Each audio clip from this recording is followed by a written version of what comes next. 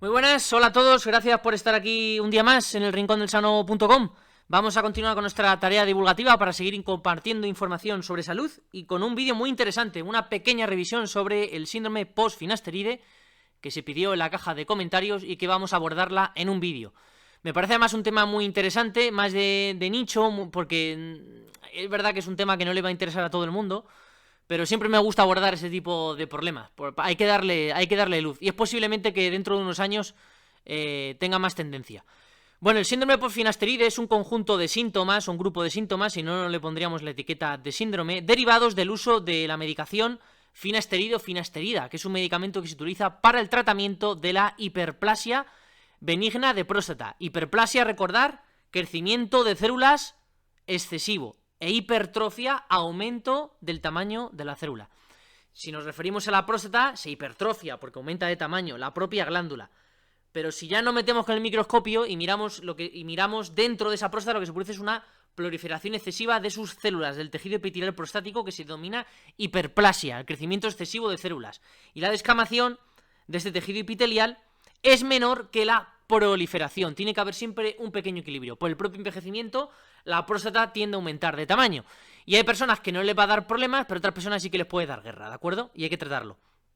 También el finasteride se utiliza, recomendado y recetado por muchos dermatólogos, para el tratamiento de la alopecia androgenética. Y estos son los casos donde yo me voy a centrar un poquito más. Porque muchos hombres jóvenes, especialmente hombres, utilizan el finasteride para el tratamiento de esa alopecia androgenética. Ya sabéis que el pelo pues es una seña de identidad muy importante, no solamente de juventud, sino también de fortaleza. Y a nadie le gusta quedarse calvo, por supuesto. Entonces salen a la mesa algunas alternativas farmacológicas interesantes como el finasteride, que tiene mucha efectividad para el tratamiento de la alopecia androgenética porque consigue reducir en un 60-70% los niveles de la 5-alfa reductasa. La 5-alfa reductasa es el sitio de acción del finasteride, es donde se va a acoplar este medicamento, bloquear la actividad de esta enzima. Esta enzima, ¿de qué se encarga? Entre otras cosas, de transformar la testosterona en dihidrotestosterona, que va a actuar sobre el receptor androgénico. Ese receptor androgénico que también está situado y está ubicado en el folículo piloso y va a producir un efecto deleterio sobre este folículo piloso, lo que denominamos miniaturización. El pelo se va haciendo muy pequeñito, muy estrechito, muy estrechito, muy estrechito, muy estrechito y no se ve casi. Se torna invisible ante la vista. Eso es lo que nos pasa. Entonces queremos frenar ese proceso o facilitar el crecimiento del pelo perdido. Y el finasteride se utiliza con ese propósito. Y es efectivo, ¿eh? Lo que pasa es que hay hombres que no notan estos efectos. Se llevan los efectos malos del finasteride y los buenos no lo notan. Y hay hombres que sí que notan los efectos buenos, pero también se llevan los malos. Y gente que está estupenda, que toma finasteride, todo lo bueno se lo lleva y lo malo nada. Y encima está años y años con finasteride sin problema ninguno. Enhorabuena, felicidades, queremos estar en ese campo. Pero vamos a hablar de las personas pues, que no tienen esa suerte, ¿de acuerdo? Bien, esto en verde puesto lo que hace el finasteride, los efectos positivos que nos queremos llevar, que es disminuir el efecto deleterio de la dihidrotestosterona sobre el folículo piloso, combatir la proliferación celular en la próstata. Eso es lo que queremos hacer cuando tomamos finasteride. Y el rojo es lo que no queremos que nos haga, que son cambios morfológicos en las estructuras del pene, menor síntesis de ácidos biliares, cambios en el estado de ánimo, desmotivación, pérdida de rendimiento deportivo y sensibilidad aumentada de las mamas. Esto hay que considerar también que no hay otros factores alimentando este proceso, como por ejemplo, ¿cuál? El hipotiroidismo subclínico, por favor. Hipotiroidismo subclínico, TSH elevada que no se ha identificado, por favor. Comprobar si hay hipotiroidismo subclínico. Sé que meto la tiroides en plan pesado siempre, pero por favor, chequear vuestra tiroides antes de decir, es que el finasteride me ha jodido la vida, ¿vale? Vamos a comprobar también ese tipo de cosas que son muy importantes, ¿vale? Estas acciones son provocadas por el bloqueo y la inhibición que se hace sobre la 5-alfa reductasa y porque la dihidrotestosterona no se está uniendo al receptor androgénico, ¿de acuerdo? Por eso está pasando lo que está pasando. Bien, esto es lo que vemos por fuera, los síntomas. Y ahora vamos a ir un poco a lo de dentro, a la parte técnica, que yo sé que hay gente que la aburre, pero otra gente también que sé que le interesa mucho. Bien, ¿qué es lo que produce la inhibición de la 5-alfa reductasa? Pues la inhibición de la enzima 5-alfa reductasa produce lo siguiente: una menor síntesis de alopregnenolona, de dihidroprogesterona y de TH2, que es la tetrahidrodeoxicorticosterona. Metabolitos que también son muy importantes para la salud de nuestro organismo. denominados también neuroesteroides. Neuroesteroides y con propiedades psicotrópicas. Modula la actividad del sistema nervioso central y regula a la baja el eje hipófisis hipotálamo adrenal. Son agonistas GABAérgicos, estos tres: alloprenolona, isoprenolona, dihidroprogesterona y tetrahidrodeoxicorticosterona, abreviado THDOC. La 5-alfa-reductasa también provoca esta reducción en la progesterona, en la pregnenolona, ¿de acuerdo? Y en la deoxicorticosterona, ¿vale? Pero como la estoy bloqueando y la estoy inhibiendo, en un 60-70%, no en un 100%, en un 70-60% con el finasteride, pues puede haber menor síntesis de estos neuroesteroides. Y quizás se produzca un desequilibrio y se promocione la acción de los esteroides, que son agonistas inversos del GABA, dependiendo también del sector del que estemos hablando, ¿vale? Estos neuroesteroides que, por ejemplo, son agonistas inversos de los receptores GABAérgicos, tendríamos al sulfato de progesterona y al sulfato de DEA. Muy importante ese sulfato de DEA, que se libera sobre todo en la zona fasciculada del riñón, donde también se sintetizan esteroides.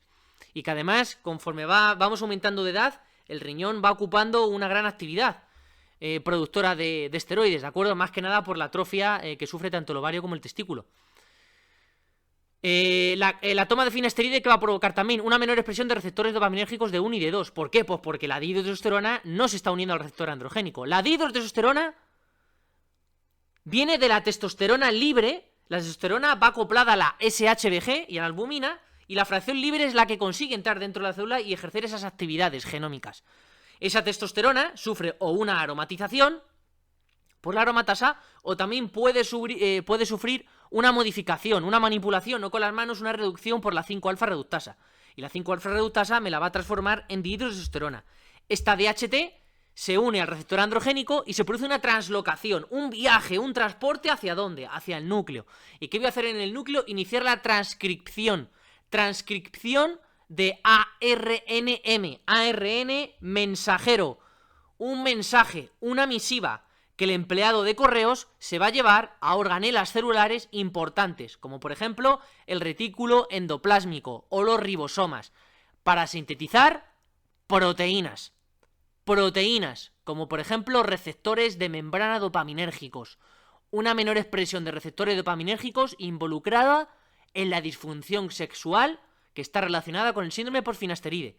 ¿Qué más voy a provocar cuando esa DHT no se une al receptor androgénico? Disfunción de la glándula de Cowper, una glándula justo debajo de la próstata que se encarga de lubricar tanto la uretra como la vagina para alcalinizarla y aumentar la supervivencia de los espermatozoides.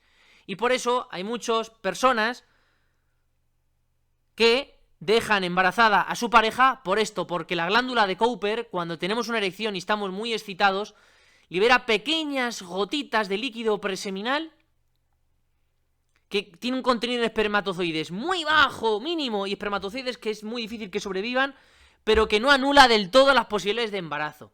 Y esto hace mención al dicho de que antes de llover, chispea. Así que por favor, ponte la capuchita, querido. Ponte la capuchita. Cambios morfológicos en el glande y el perineo, también provocados por la desunión de esta dihidrotestosterona con receptor androgénico. Y también se va a producir una alteración en los niveles de 3-alfadiol y 3-betadiol, que son metabolitos derivados de la dihidrotestosterona, porque la dihidrotestosterona, después de haber sido tocada por la 5-alfa-reductasa, puede ser tocada también por la 17-beta-hidroxiesteroide, que va a transformar la dihidrotestosterona en 3-alfa-androstanediol y 3-beta-androstanediol, perdón por la dicción, que son moléculas también muy importantes en el ciclo de la esteroidogénesis, porque tienen actividad estrogénica. Se une el receptor estrogénico alfa y el receptor estrogénico beta, y el receptor estrogénico beta tiene propiedades antiproliferativas. Estos son las propiedades bioquímicas y las propiedades farmacodinámicas del finasteride. Oye, ¿esto me va a pasar a mí? No te tiene por qué pasar a ti. Lo mismo te llevas todo lo bueno y no te llevas nada malo. Pero por estas razones es por lo que sucede el síndrome por finasteride. ¿Qué síntomas? Como lo hemos comentado, disfunción sexual, menor líbido, menor apetito, pérdida de rendimiento deportivo, te muestras como indolente, con poca fuerza, te falta el espíritu, aumento de sensibilidad en las mamas. Todo esto te puede pasar con el uso de finasteride. Y el dutasteride, que es un medicamento más potente que el finasteride, que puede reducir la actividad de la 5-alfa-reductasa en un 90%, todavía más, que este sí que está específicamente indicado para la hiperplasia benigna de próstata cuando está rebelde. y está ya dando guerra. Entonces, ¿por qué hay personas que les pasa y personas que no les pasa? Pues no pasa porque a lo mejor a las personas que no les pasa es porque quizás el 30% restante de esa 5-alfa-reductasa que no queda tocada por el finasterida sirva para sintetizar cantidad suficiente de hidrotestosterona. La suficiente, repito, como para que tu cuerpo funcione con completa normalidad y no tengas esta sintomatología, ¿de acuerdo? Quizás también sea porque tus receptores dopaminérgicos tengas una buena densidad de estos receptores y tengas una buena circulación y transmisión dopaminérgica por la médula espinal hacia la zona del sacro para que pueda estimular mis genitales y completar mi erección y que sea poderosa. Eso también, o que te puedas motivar con la misma facilidad que te motivabas antes. Que muchas veces esta pérdida de libido no es sinónimo de impotencia, ¿vale? Que a veces nos pensamos que, bueno, ya no se me va a levantar, ya no puedo complacer a mi pareja, ya no puedo rendir. No. Que no tiene 90 años. Una pérdida de libido quizás necesita nuevos estímulos, simplemente. Antes te motivabas, yo que sé, rozándote con una pared, pues ahora te vas a tener que emplear más concentración, pues ya está, le pones más energías en ese punto, ¿de acuerdo? Como digo, esto, las personas que no lo está pasando puede ser por este motivo, porque la que no queda tocada, pues quizás siga ejerciendo sus funciones y no te está dando problemas. Quizás también tengas niveles de testosterona libre muy altos, tengas buenos niveles de testosterona, como un chaval de 20 años que está a tope, como un mono. Pues esos niveles de testosterona libre, a mayor nivel de testosterona libre, más posibilidades tengo yo de poder conseguir esa dihidrotestosterona. O tu dihidrotestosterona se acopla muy bien a ese receptor androgénico y llega al núcleo con mucha facilidad, porque la membrana, la bicapa lipídica de tu membrana celular también está muy saludable, porque hay buenos niveles de colesterol, de HDL, de vitamina E. Recordar que la vitamina E mejora la afinidad de todos los receptores en el núcleo, de todas las hormonas, tanto tiroideas como esteroideas, necesitan acoplarse a ese núcleo y la vitamina E es necesaria para mejorar esta unión, por favor. Niveles bajos de vitamina E por dietas altas en grasas saturadas, en aceites fritos, baja en pescados, baja en frutos secos, en aceites de oliva virgen, con mucho, y si encima la persona tiene mucho estrés, poco sueño y fuma, el nivel de vitamina E es bajísimo, muy bajo, y puede alterar tu eje endocrino y alterarte a nivel hormonal. Por favor, corregir eso también. Por eso, el síndrome de finasterida hay que descartar otras cosas, porque está ligada a muchos factores, ¿vale? Que lo normal es que sea por esto, pero por si acaso siempre hay que descartar cositas. Como he comentado también, el hipotiroidismo subclínico, ¿de acuerdo? Entonces, dicho esto, ya queda retratado y detallado el síndrome post-finasteride. ¿Por qué pasa? Porque hay personas que no les pasa. Y como digo, esto puede ser algunos de estos motivos, que son características intrínsecas unidas a tu persona, son llaves que tú no abres y tú no cierras, tú no las controlas, controla tu organismo. Tú puedes un poco de forma indirecta contrarrestarlo con la alimentación, con la nutrición, con el ejercicio. La dihidrotestosterona, además, cuando se acopla al receptor androgénico, puedes notar también una pérdida de rendimiento y verte como más indolente. Es una de las razones por las que muchos culturistas utilizan ciclos con anabolizantes basados en derivados de la dihidrotestosterona, como la oxandrolona, el estanozolol, el turinabol. Son muy poderosos porque simulan o derivan de la dihidrotestosterona y aumenta mucho su fuerza y mucho su rendimiento. Ese tipo de fármacos destaca porque aumentan y potencian mucho el rendimiento y tienen la ventaja de que no aromatizan, no facilitan la retención de líquidos, tan derivada, por ejemplo, del uso a lo mejor de nandrolona, por ejemplo, o de dianabol. Entonces, en este tipo de... cuando hablamos de síndrome post-finasteride, recordar que pasa por estas cosas, por la inhibición y bloqueo sobre la 5-alfa-reductasa, pero que no te tiene por qué pasar a ti, y es un medicamento que a muchas personas les sienta bien, ¿vale? Y además es efectivo, ¿de acuerdo? Es muy efectivo. Pero puede tener este problema. Este problema puede persistir y puede perdurar durante meses, aunque hayas abandonado el tratamiento. Y es porque esta finasterida se puede acoplar a la 5-alfa-reductasa y producir una unión perpetua, que tarda mucho en romperse. Así que puedes estar 4, 5, 6 meses con estos síntomas y pues sí, pasar un camino amargo y duro.